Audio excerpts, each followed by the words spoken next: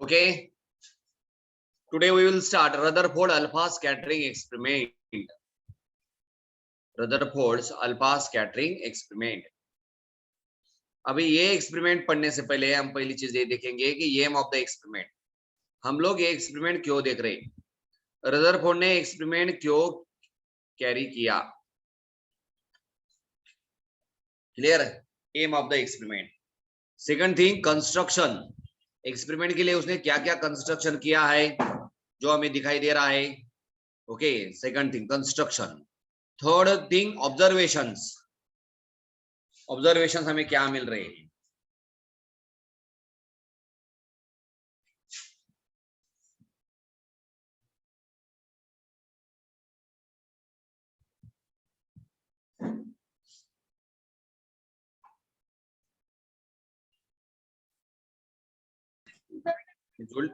याची केबल जोडली नाही का.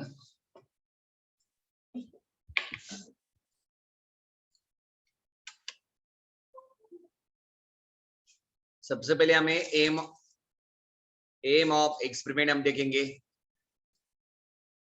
दूसरी चीज कंस्ट्रक्शन. कंस्ट्रक्शन क्या किया हुआ है. तीसरी चीज ऑब्जर्वेशंस. ऑब्जर्वेशंस और आखिरी वाला रहेगा हमारा कंक्लूजन. जो ऑब्जर्वेशंस हमें मिलेंगे, ऑब्जर्वेशन के बलबूते पे ऊपर हम कंक्लूजन निकालेंगे. उसके बाद रदरफोर्ड का न्यूक्लियर मॉडल आएगा. रदरफोर्ड्स न्यूक्लियर या फिर एटॉमिक मॉडल हमें मिलेगा. ये स्टेप्स है हमारी. क्लियर. अभी रदरफोर्ड अल्फा स्कैटरिंग एक्सपेरिमेंट आपको डायग्राम में दिखाई दे रहा है. हम यहां तक कैसे पहुंचे ये देखना है पहले.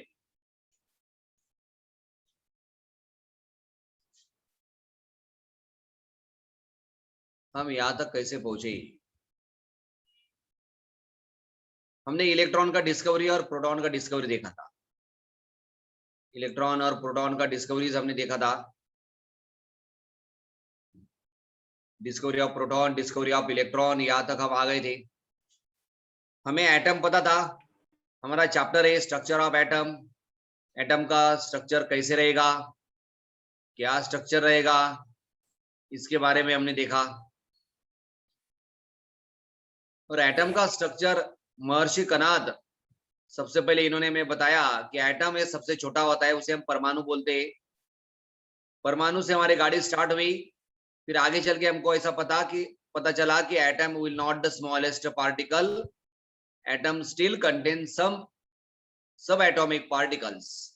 फिर एटम के अंदर सब एटॉमिक पार्टिकल कौन से है वो ढूंढने की हमारी शुरुआत हो गई. एटम के अंदर जो सब एटॉमिक पार्टिकल्स है वो ढूंढने के लिए हमने शुरुआत किया. तो सबसे पहले हमें मिला है इलेक्ट्रॉन.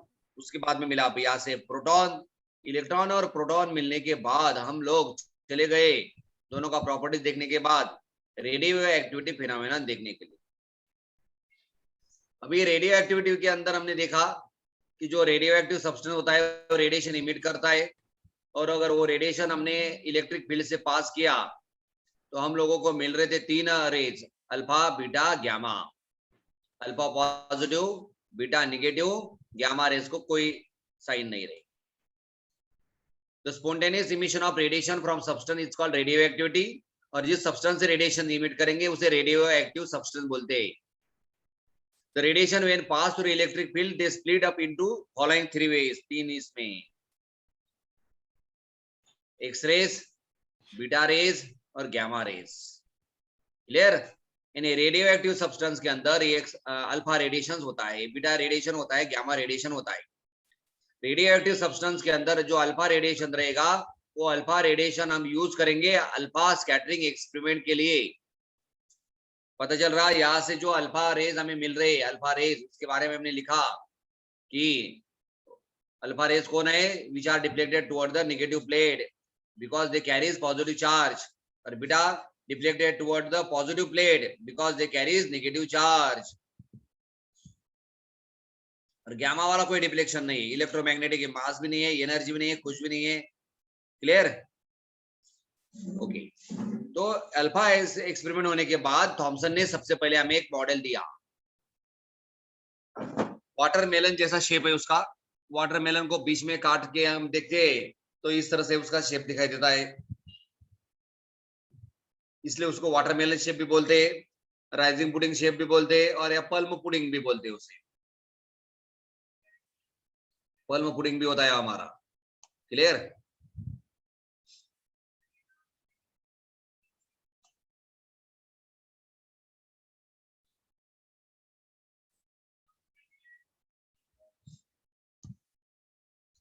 ये सब आप लोगों ने कल लिखा है थॉमसन एटॉमिक मॉडल। क्या पॉइंट उसके important points? It is a sphere of radius 10⁻⁻10 metre, that is the shape of the atom. यानी मॉडल जो रहेगा एटम का, एटम कैसे रहेगा? एक स्फीयर रहेगा। स्फीयर यानी फुटबॉल, वॉलीबॉल, क्रिकेट का बॉल, एक कंप्लीट भरा हुआ रहता है, उसे बोलते हैं स्फीयर। स्फीयर रहेगा और उसका रेडियस 10⁻10 मीटर, और उसी रेडियस को बोलते हैं shape, size, shape and size of the atom. It is a sphere of positive charge. सभी पॉजिटिव चार्ज उसके अंदर है, जो रेड रेड कलर के दिख रहे हैं ना आपको, वो सभी पॉजिटिव चार्जेस है, इसलिए उसको पॉजिटिव स्फीयर बोला गया।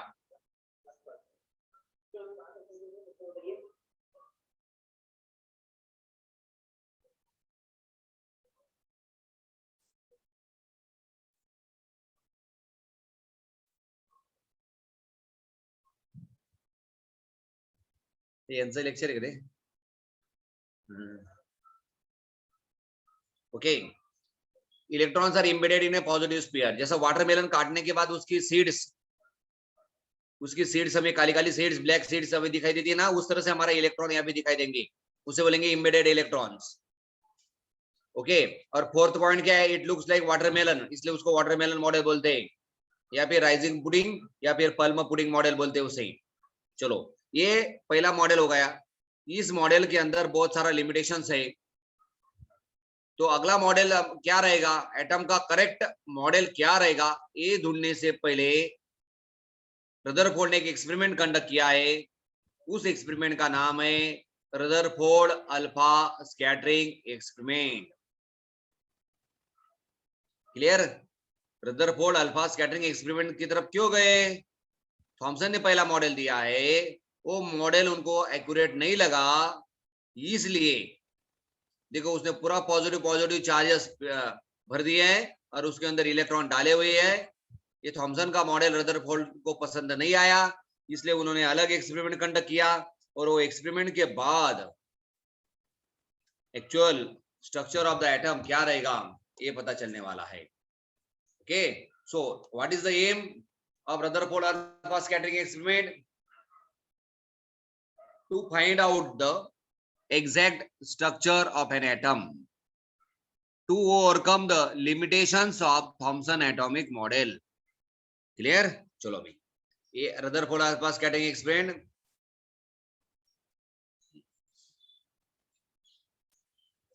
यहां से स्टार्ट करते बिल्कुल आज। रदरफोर्ड अल्फा स्कैटरिंग एक्सपेरिमेंट, नीचे लिखो एम, या फिर उसे बोलते हैं ऑब्जेक्टिव्स। ऑब्जेक्टिव्स ऑफ एक्सपेरिमेंट क्या रहेगा? पहला objective, to overcome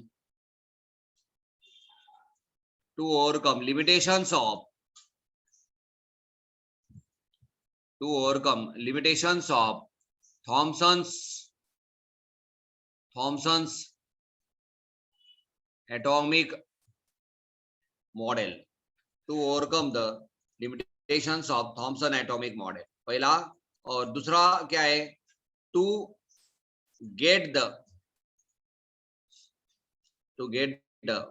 correct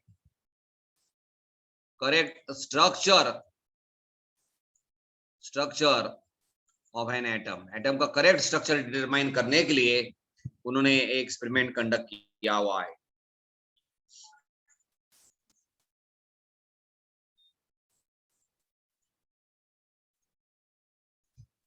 constructions,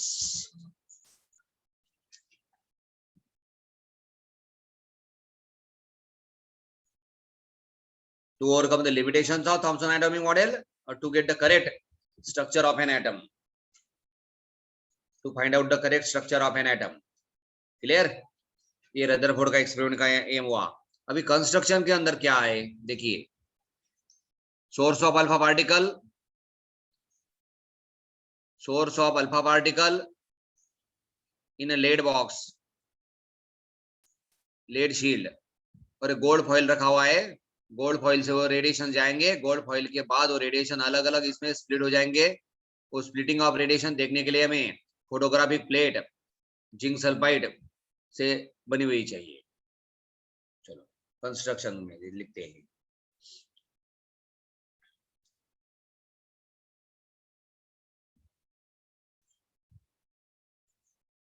पहला, source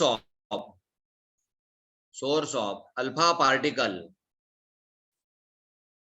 is placed in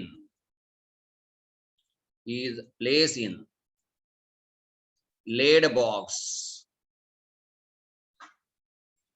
is placed in a lead box, comma, the alpha particles are then passing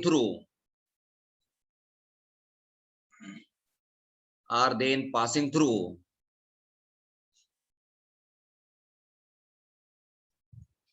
slit to get single beam of alpha particle.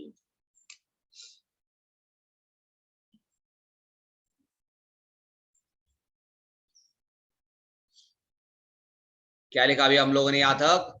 Source of alpha particle is place in a lead box, जिससे हमें alpha particle मिलने वाले उसे lead box में डालना है. इधर उधर उसका रेडिएशन जाना नहीं चाहिए. उसके सामने एक हमने स्लिट रखी है. स्लिट का मतलब है बारीक होल वाला प्लेट. स्लिट रखी है. उस स्लिट हमें single beam of alpha particle देता है. देखिए ये हमारा लेड शील्ड जो है, ये हमारा है स्लिट. ये अल्फा पार्टिकल का सोर्स, और ये जो डब्बा दिखाई दे रहा है वो लेड बॉक्स है. लेड बॉक्स है. अभी हमें सिंगल अल्फा पार्टिकल का सोर्स मिल गया है. इसके बाद यहाँ से ये जो मिला है ये हमारा अल्फा पार्टिकल है. अभी अल्फा पार्टिकल या गोल्ड फॉइल है. गोल्ड फॉइल यानी गोल्ड की एक बारीक सी पतली हुई प्लेट, एकदम बारीक पतली हुई प्लेट गोल्ड फॉइल की. ओके, वो भी मैं वो लिखता हूं. Second, the gold foil is placed in a path of alpha particle. Gold foil is placed in a path of alpha particle. तीसरा,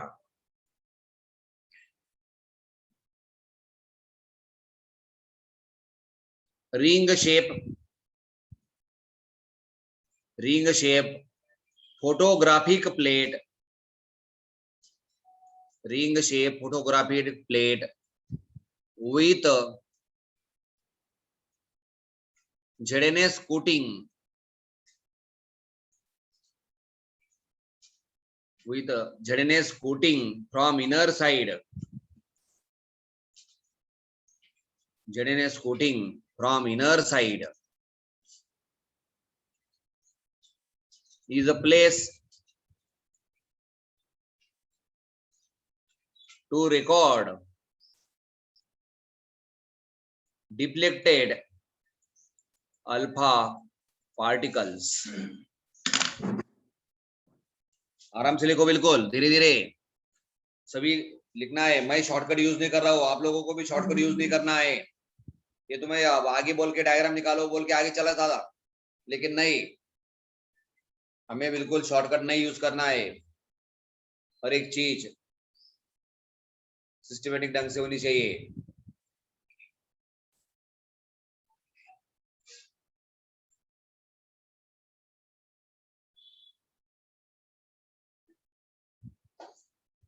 to overcome limitations of Thomson model to get the correct structure of an atom. ये दोनों objective ध्यान में रखकर हमने construction किया है.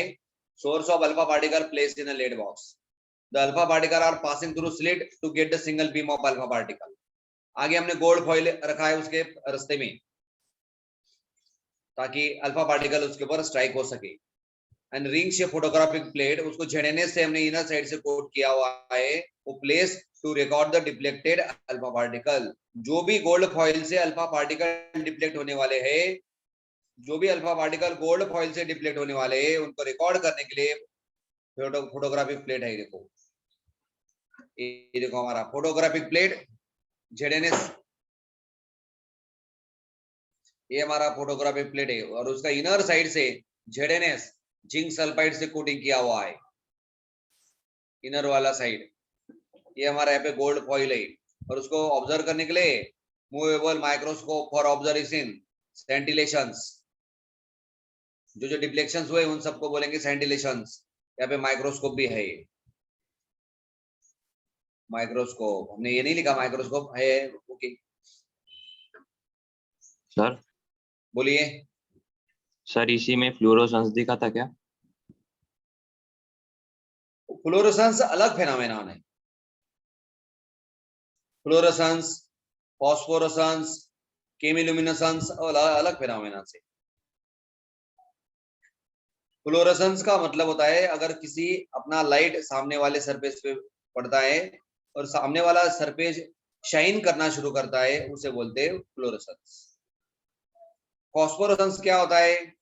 सामने वाले सरफेस के ऊपर हमने लाइट डाला और लाइट कंटिन्यू, हमारा लाइट डालना बंद भी हो गया तो भी वहां से सामने वाले सोर्स से लाइट हमेशा निकलता ही रहता है. केमिलुमिनेसेंस यानी जुगनू, हमारा जुगनू होता है. देखो जुगनू रात को घूमता है, केमिकल रिएक्शन से लाइट इमिट करता रहता है, वो केमिलुमिनेसेंस हो गया. ओके, यहाँ पे सिर्फ आपको स्पॉट दिखाई देगा. फोटोग्राफिक प्लेट जो रहेगा उसके ऊपर स्पॉट दिखाई देगा. ये रेडिएशन थोड़ी दिखाई देंगे. हम अंदाज से अपना आगे बढ़ेंगे, अंदाज अपना अपना रहेगा उसमें, क्योंकि हमें पता चलेगा कि कौन सा पार्टिकल कितना डिप्लेट हो रहा है. ओके चलो ये सब लिखा. अभी ये डायग्राम निकालो भाई लोग, जल्दी निकालो डायग्राम. कुछ विशेष नहीं डायग्राम में.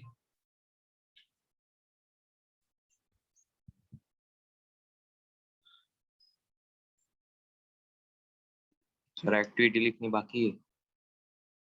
वो भी लिखना बाकी है क्या? हाँ सर. चलो पहले वो देखा, वो निकालो. कंस्ट्रक्शन निकाल लो. ये लिख लो पूरा.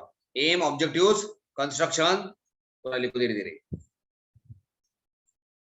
कोई शब्द समझ में नहीं आया तो मैं दोबारा रिपीट करूंगा. सर अल्फा पार्टिकल्स न्यूक्लियस से टकरा रहे थे इलेक्ट्रॉन से. क्या हुआ? अल्फा पार्टिकल्स न्यूक्लियस से टकरा रहे कि इलेक्ट्रॉन से? वो ढूंढ रहे हैं हम अभी, वहां तक पहुंचना है अभी. हमें कुछ पता नहीं है कहाँ न्यूक्लियस है, कहाँ इलेक्ट्रॉन है, कहाँ प्रोटॉन है, हमें पता नहीं है. हमें क्या पता है? एटम होता है और एटम के अंदर इलेक्ट्रॉन और प्रोटॉन है. वो कहाँ पे है वो ढूंढने के लिए अभी हमने एक एक्सपेरिमेंट कंडक्ट किया हुआ है. आपका जो सवाल है इसका आंसर हमें ये क्वेश्चन के बाद पता चल जाए, अपना ये टॉपिक के बाद पता चलेगा आपको. बराबर, वेरी गुड. जब आपको लिखने का समय देता हूं मैं और मैं रुकता हूं तब आप क्वेश्चन पूछते रहने का, और हो सके ना यही पे क्वेश्चन पूछ लो, ताकि आपने एक क्वेश्चन पूछा है तो उसका जवाब सबको मिलता है. और आप जो क्वेश्चन पूछते हैं सबको सुनाई देता है कि क्या क्वेश्चन है, फिर बाकी लोगों को भी इंकरेजमेंट मिलता है. अच्छा क्वेश्चन रहा तो मैं अप्रिशिएट करता हूँ, क्योंकि अभी आप क्या है बहुत डेंजरस जोन से जा रहे हैं. डेंजर जोन में हो आप लोग. 9 का एग्जाम हुआ नहीं है, 10 का एग्जाम हुआ नहीं है, 10 में आपने पढ़ाई किया नहीं है और आपको टोटल 11 साइंस में एडमिशन मिल गया. तो इसलिए जो भी डाउट रहेगा आप आराम से पूछना है. देखो सिली क्वेश्चन नहीं वो पूछने का. कंस्ट्रक्शन के फर्स्ट पॉइंट में सेकंड लाइन के थर्ड वर्ड क्या लिखा है सर? रुको. Source of alpha particle is placed in a lead box. Second line. The alpha particles are then passing through slit to get single beam of alpha particle. समझा sir. Sources of alpha particle are placed in a lead box. The alpha particles are then passing through slit to get a single beam of alpha particle. एक single beam के लिए है वो.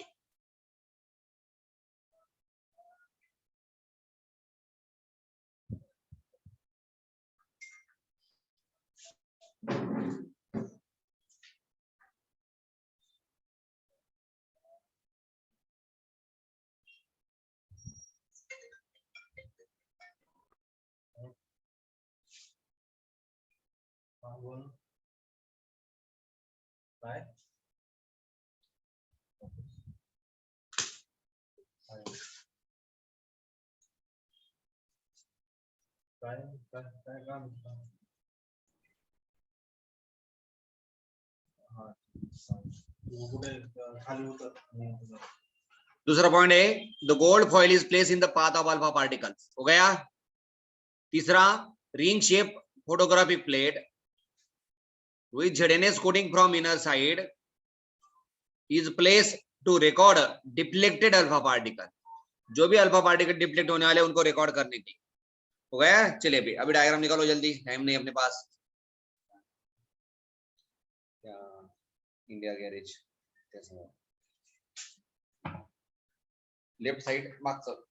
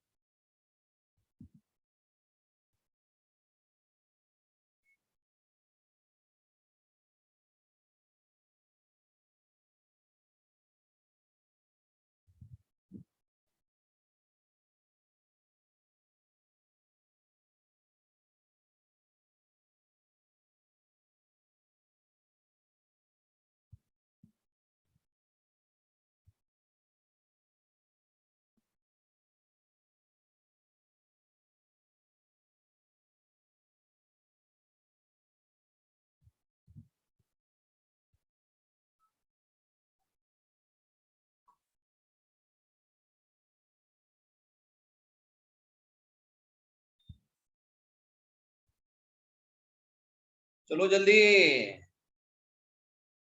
Sir हो गई diagram.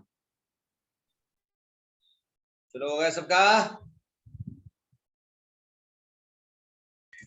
Yes sir.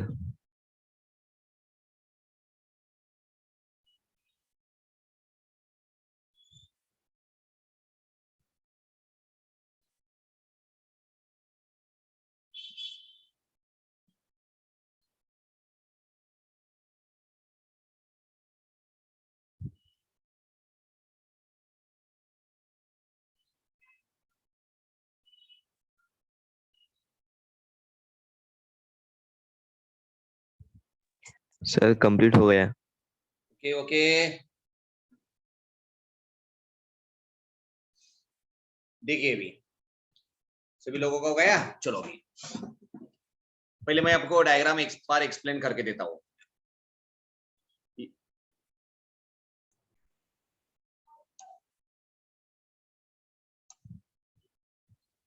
हमारा जो lead box है, ये जो लेड बॉक्स दिखाई दे रहा आपको, मेरा स्क्रीन के ऊपर देखिए, मेरा पेन की तरफ, लेड बॉक्स के अंदर ये रेडियो एक्टिव पार्टिकल है। यानी रेडियो एक्टिव जो होता है वो रेडिएशन इमिट करता है, उसे हम सोर्स ऑफ अल्फा पार्टिकल बोलते हैं।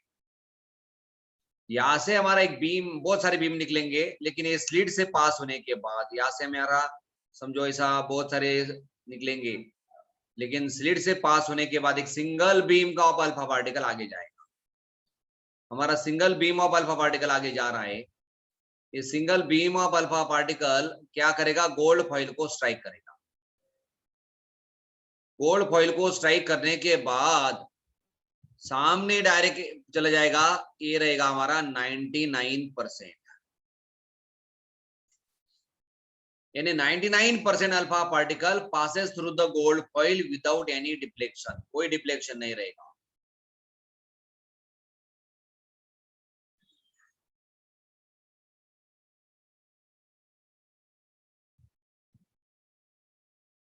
देखो डिफ्लेक्शन का मतलब क्या होता है, मैं क्रिकेट का थोड़ा सा एक अलग एग्जांपल आप लोगों को देता हूं। यहाँ पे 3 स्टंप्स होते और इस साइड में भी 3 स्टंप्स होते। ये बॉलिंग का क्रीज होता है, यहाँ से बॉलिंग डालना है भाई लोग, ऐसा ऐसा लिखा रहता है।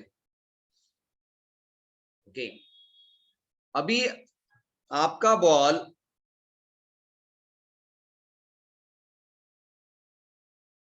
आपने अगर बॉल डाला है तो समझो ऐसा आपका बॉल आएगा, ये सबने बॉल फेंका है, बॉल ऐसा आएगा, यहाँ पे गिरने के बाद तुरंत बॉल इस साइड में जाता है, उसको हम स्पिन बोलते हैं।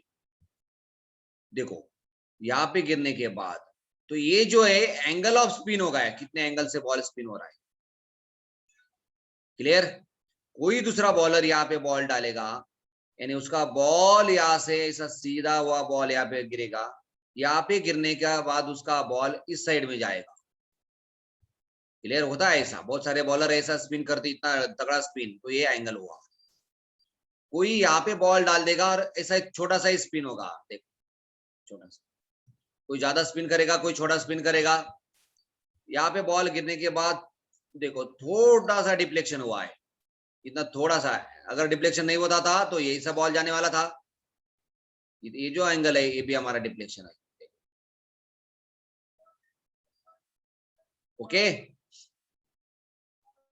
दूसरा एग्जांपल मैं आपको और देता हूं। एक बहुत बड़ा इलेफेंट होता है, इलेफेंट उसका नाम ही डायग्राम की तरफ नहीं ये करने का, सिर्फ उसका ये मीनिंग समझने का, नहीं तो बोलेंगे क्या डायग्राम निकाला सर आपने, वेरी गुड सर।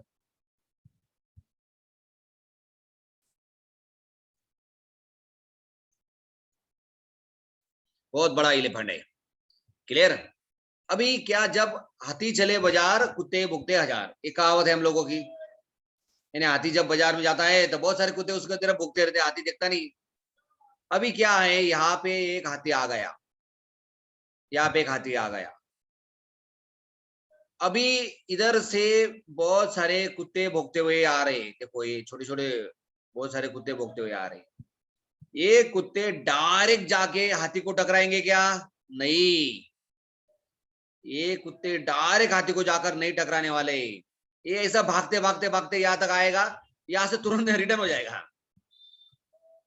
इसलिए जैसे हाथी को देख लेगा कि अरे बहुत बड़ा एनिमल है, हाथी का भी बहुत बड़ा हाथी है वो, यानी जैसे भी कोई आएगा तो इसको स्ट्राइक नहीं करेगा, डायरेक्ट उल्टी दिशा में चला जाएगा। इसे बोले हम 180 डिग्री, 180 डिग्री में सामने गया, डायरेक्ट उल्टा हुआ। अभी कोई क्या रहेगा, इसको बाजू से निकल जाएगा, अरे बाप हाथी है, ये होगा हमारा अलग डिफ्लेक्शन।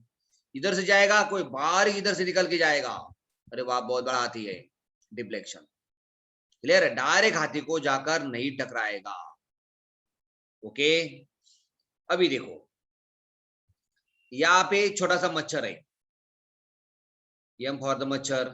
देखो सभी मच्छर से यहाँ पे मच्छर मच्छर, जो भी आपको एम दिखाई दे रहे ये सभी मच्छर से, क्लियर, सभी मच्छर से। और इधर से अगर हमारे देखो डायरेक्ट चले जाएंगे ना, बहुत सारे लोग अगर भागते हुए जा रहे तो मच्छर से कोई टकराएगा ही नहीं, मच्छर का शेप बहुत छोटा रहेगा, सरफेस एरिया बहुत छोटा रहेगा, बहुत सारे लोग भागते हुए गए तो कोई मच्छर के साथ टकराएगा नहीं, क्योंकि large amount of empty space उसके अंदर मौजूद रहेगा। ओके, मैंने आपको 2 दिन पहले भी बताया था कि जब एटम का स्ट्रक्चर होता है, लिखने के लिए जगह नहीं है, इधर लिखते, इधर कहीं तो भी जगह मिल जाएगी अपने को।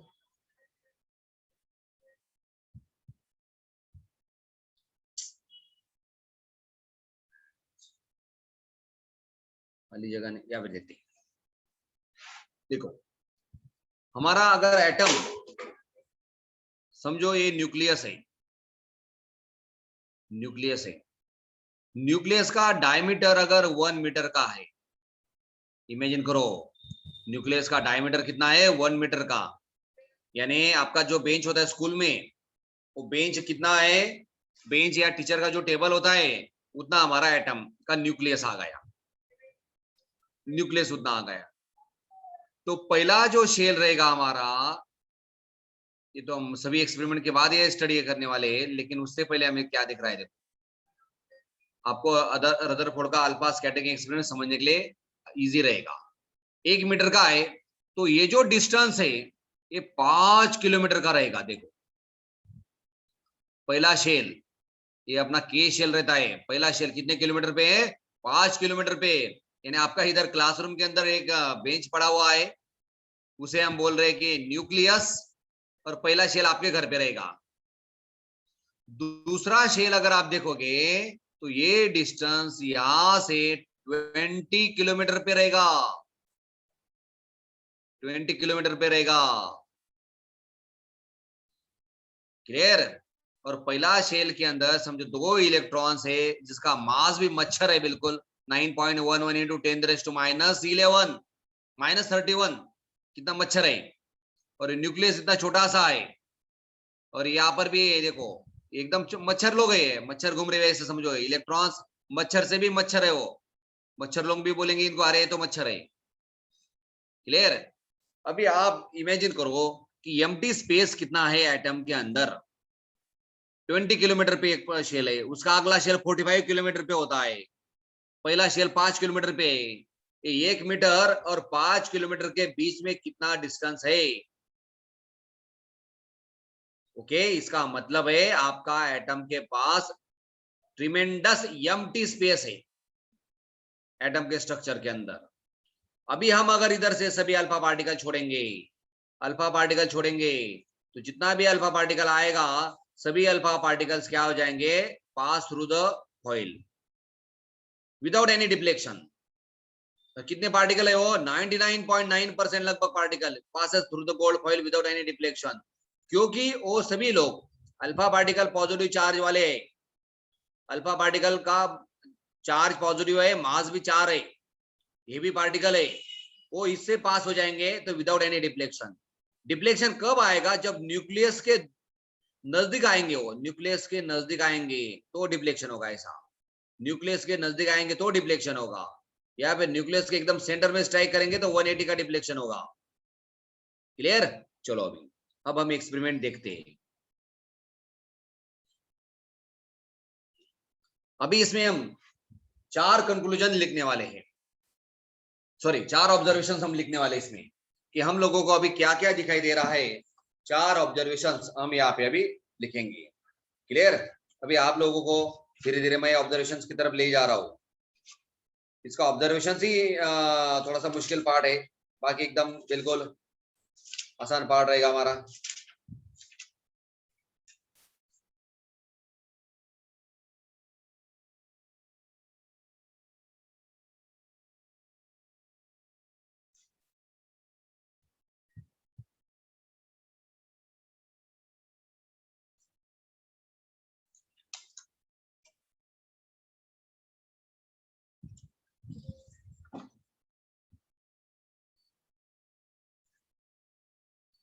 एम हो गया, कंस्ट्रक्शन हो गया।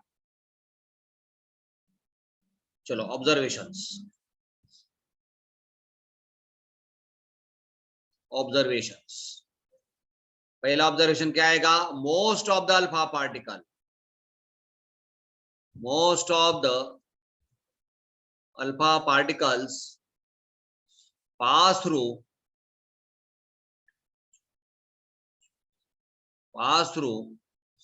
gold foil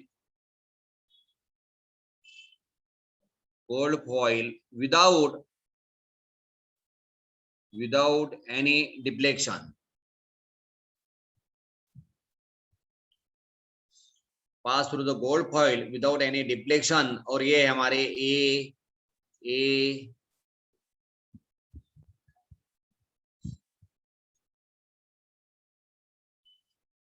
in figure number 14 के अंदर देखो, ये जो हमारे ये सभी हमारे कितने 99% अनडिफ्लेक्टेड।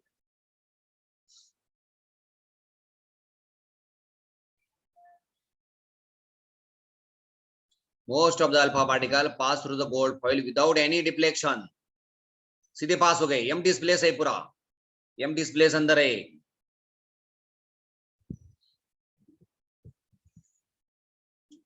हो गया। चलो दूसरा,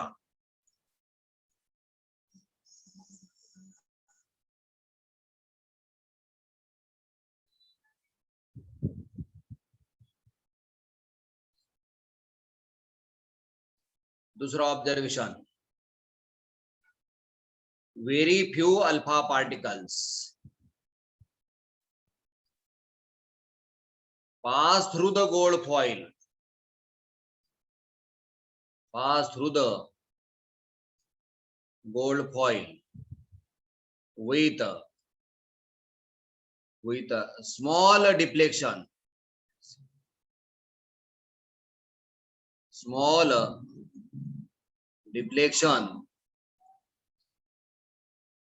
less than 90 डिग्री। और वो है हमारे बी वाले, बी इन फिगर 14, ये फिगर का 14 नंबर नाम है। ये हमारे बी वाले, ये हमने दूसरा में लिखा है, ये हमारा पहला वाला था।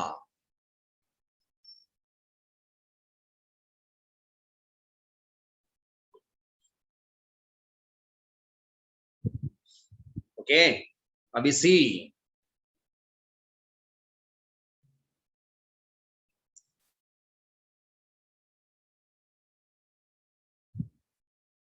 तीसरा वाला लिखेंगे। अलग पेन लेता हूं जरा।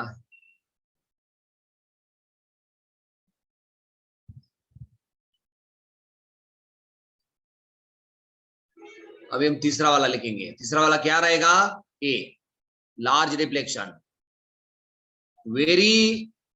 Very few alpha particles pass through the gold foil with large deflection, greater than 90 degree. और ये हमारे फिगर के अंदर क्या है? सी फिगर 14 के अंदर, यानी ये हमारा ये तीसरा वाला है हमारा। देखो लार्ज डिफ्लेक्शन, ये सी वाला जो है नीचे भी दिख रहा है, सी वाला लार्ज डिफ्लेक्शन है।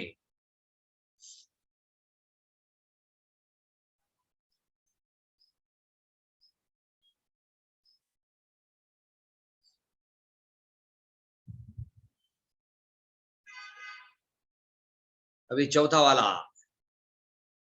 देखो, ये वाला, इसको डी नाम देना चाहिए था, यहाँ पे डी।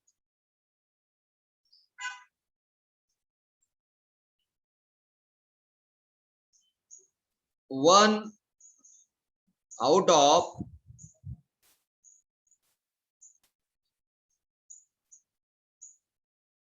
10 लाख, 10 लाख में से सिर्फ एक alpha particles are get deflected by 180 degree, इसे बोलेंगे हम back deflection, back deflection. 10 lakh में से सिर्फ एक, 10 लाख में से सिर्फ एक ही रहेगा जो उसको बैक डिफ्लेक्शन देगा। Okay, these are the 4 observations, और इसके ऊपर से हम फिर कंक्लूजन निकालेंगे, फिर एटम की का मॉडल बनाने में जुड़ जाएंगे। चलो लिखो जल्दी, और ये डायग्राम भी निकालो, जैसा हमने डायग्राम में सामने 4 ऑब्जर्वेशंस है और एक डायग्राम भी निकालना इंपॉर्टेंट है। 2 मिनट का समय देता हूं, जल्दी निकालो।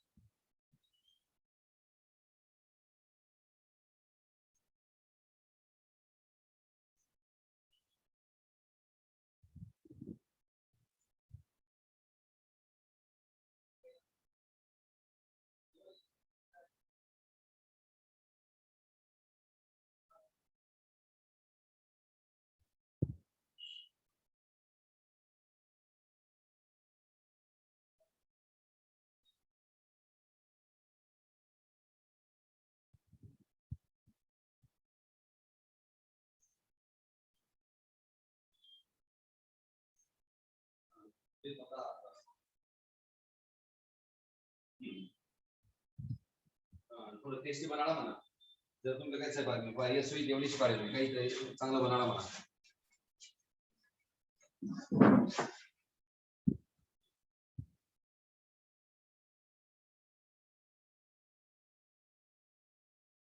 ओके हो गया. चलिए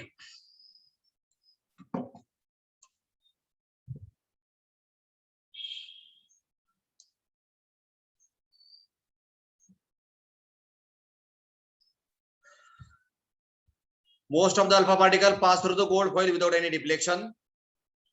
उसके बाद फ्यू अल्फा पार्टिकल, उसके बाद वेरी वेरी फ्यू, उसके बाद एक 1 out of 10 legs get deflected by more than angle 180 और 180, उसको हम बोलेंगे बैक डिफ्लेक्शन. क्लियर. अभी आप मुझे बताइए 99% alpha particle passing through the gold foil without any deflection, इसका मतलब क्या? empty space in atom. Atom contain tremendous empty space, वो हम लिखेंगे.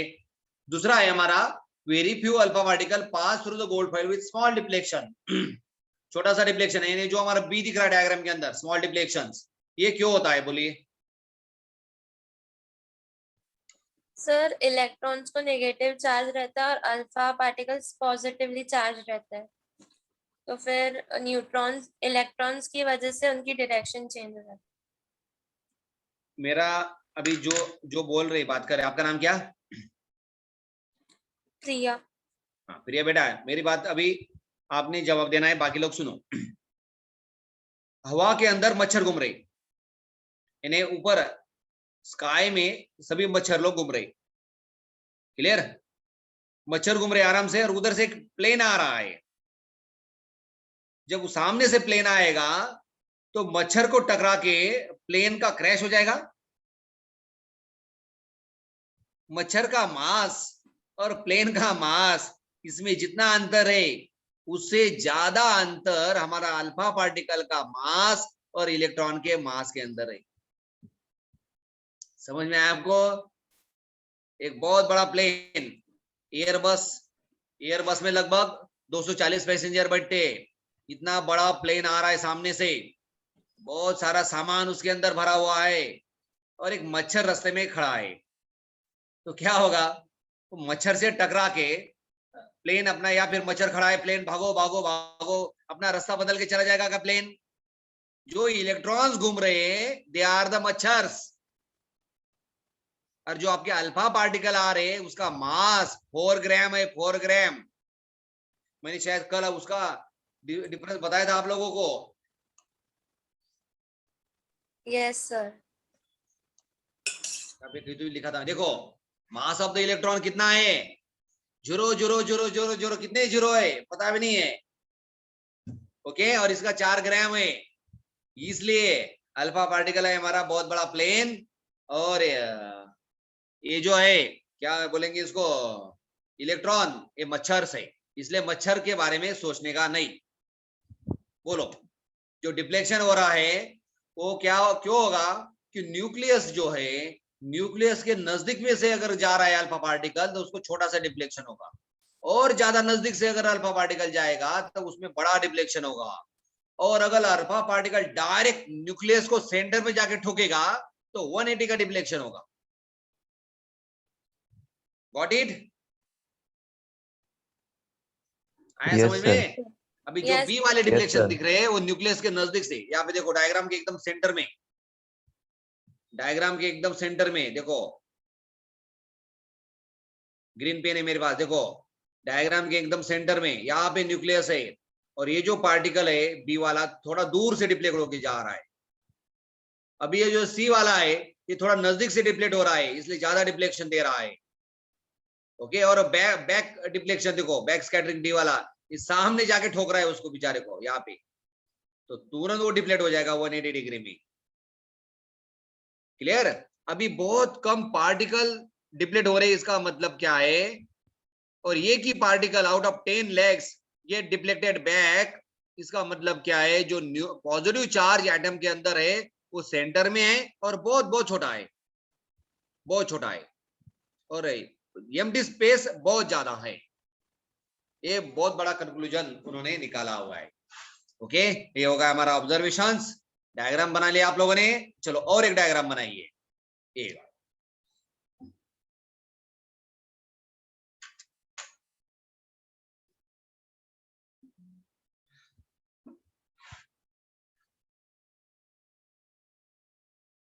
चलो, ये वाला आज का आखिरी डायग्राम रहेगा, निकालो जल्दी।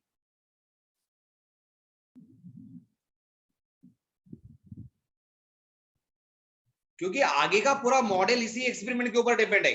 जितने भी एटम के मॉडल आएंगे ना, एटम कैसे रहेगा, एटम अच्छा रहेगा, बुरा रहेगा, शांत रहेगा, नहीं रहेगा, कितना बड़ा रहेगा, कितना छोटा रहेगा, मुंह कहाँ रहेगा, हाथ कहाँ रहेंगे एटम को, ये पूरे कंक्लूजन्स हमारे ये एक्सपेरिमेंट के ऊपर है। इसलिए हमें रदरफोर्ड दादा का अल्फा स्कैटरिंग एक्सपेरिमेंट शांति से देखना है। देखो भी इलेक्ट्रॉन, मच्छर इलेक्ट्रॉन, पॉजिटिव स्पीयर। अगर थॉमसन का मॉडल देखते इस तरह से था। ओके, निकाला नहीं निकाला कोई बड़ी बात नहीं, जान दो इसको, ज्यादा इंपॉर्टेंट वाला नहीं हो। हमने ये एक्सपेरिमेंट बहुत बढ़िया है। चलो अभी यहाँ पे हम जाएंगे कंक्लूजन्स। एक्सपेरिमेंट से हमने क्या कंक्लूजन निकाले, ऑब्जर्वेशन देख लिया हमने। चलो अभी conclusions.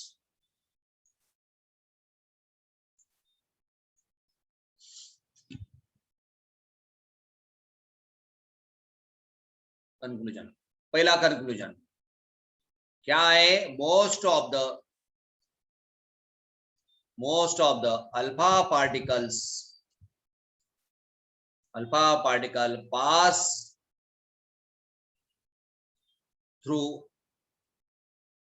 through gold foil without any deflection।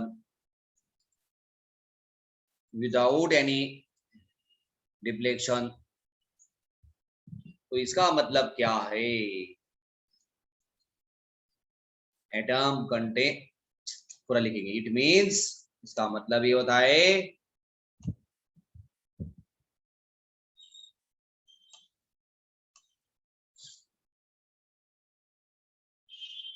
that is atom contains large empty space। Atom के अंदर लार्ज एम्प्टी स्पेस है।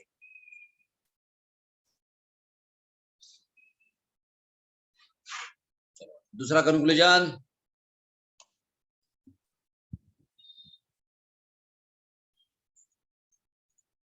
क्या लिखा हमने, few alpha particles pass through gold foil with small deflection,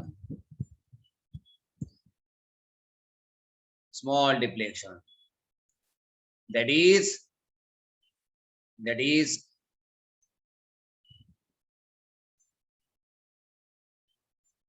some positive mass may present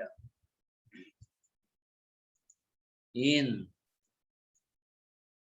the center of atom।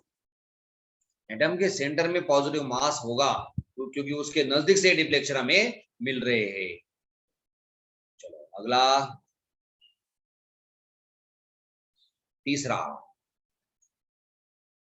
तीसरा conclusion,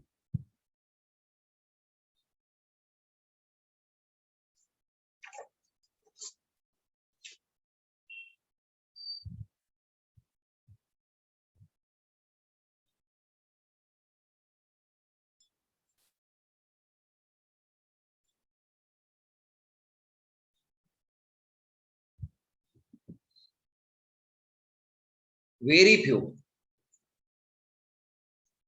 few alpha particles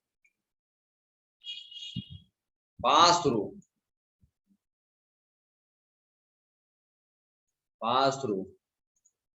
gold foil with large deflection अभी इसका मतलब क्या होगा, क्या होगा,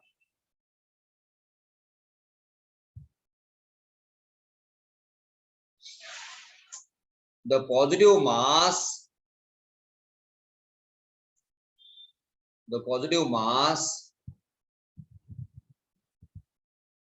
occupying very small space, occupying very small space in an atom. Atom के अंदर एकदम स्मॉल स्पेस वो ऑक्युपाई करेगा।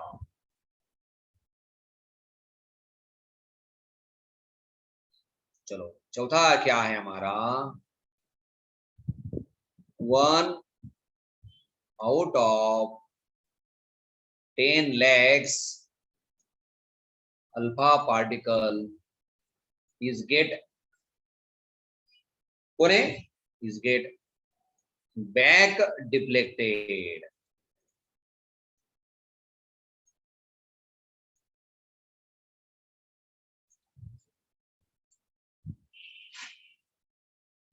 One out of 10 lakhs alpha particle is get back deflected, that is by 180 degree. अभी इसका मतलब क्या रहेगा वो हम लिखेंगे,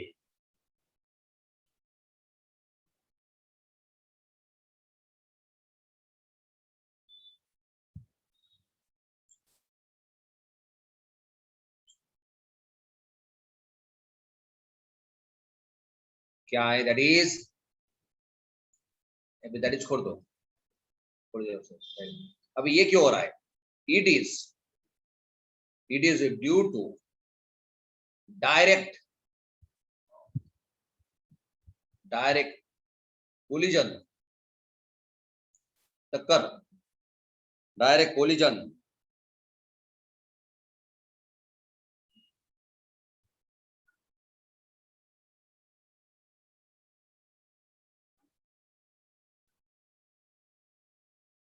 direct collision of alpha particle with positive mass. अब इसका मतलब ये रहेगा, positive mass of an atom is centrally, positive mass of an atom is centrally concentrated and occupies very small volume called nucleus.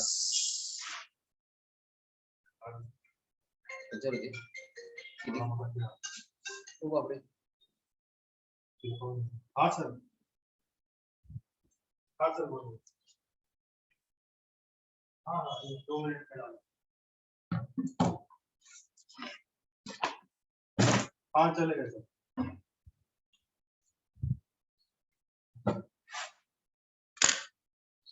कोने चलो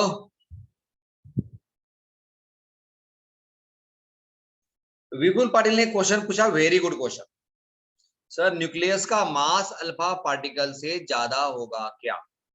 अब न्यूक्लियस किसका है इसके ऊपर डिपेंड रहेगा, ओके। अगर हाइड्रोजन का न्यूक्लियस है तो उसमें मास 1 रहेगा, हीलियम का मास 2 रहेगा।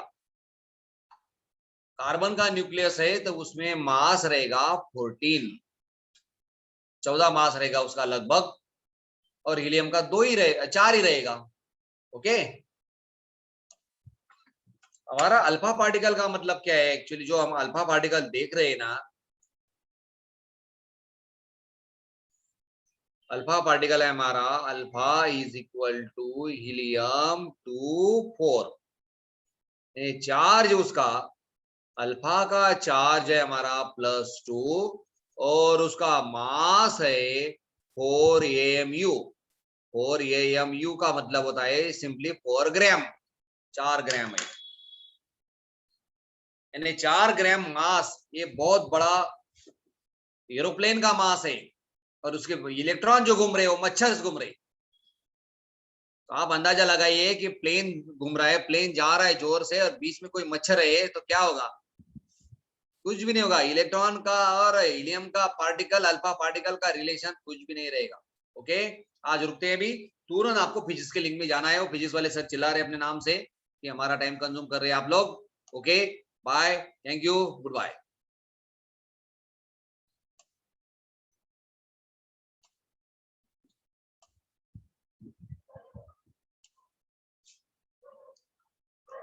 काय आपलं सीबीएसई लोकेशन आता